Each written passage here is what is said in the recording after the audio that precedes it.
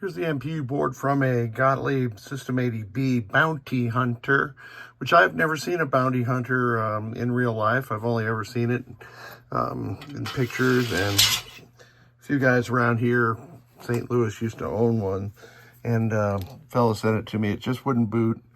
So what I did to it is I installed a new daughter card, the OEM one. We've talked about that before. The solder joints on the blind side of it fracture. I've scraped the reset section anyway.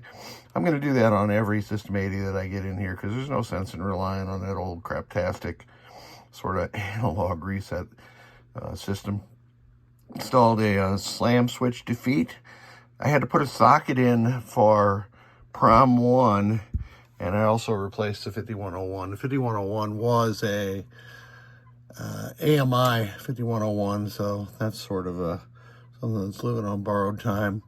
The socket for Prom 1 I had to put in there because Bounty Hunter ships with this revision of the MPU board and did not have Prom 1 stuffed, so I had to stuff Prom 1, and there are 3 jumpers that go along with it.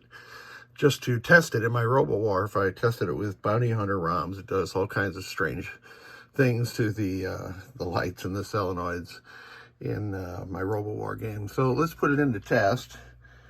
And I've got my homemade testing device here, and I already played a game and put a modest high score on there. Of course, that'll go away when I put the Bounty Hunter ROM back in there. I'm going to skip this. I'll come back to a track mode and show you the lamps functioning.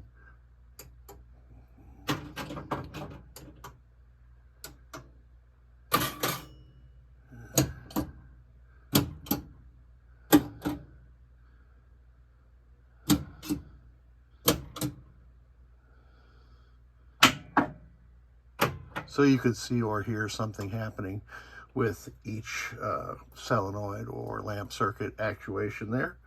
On the switch matrix test, going across the diagonal, showing all the switches operating, 00 through 77.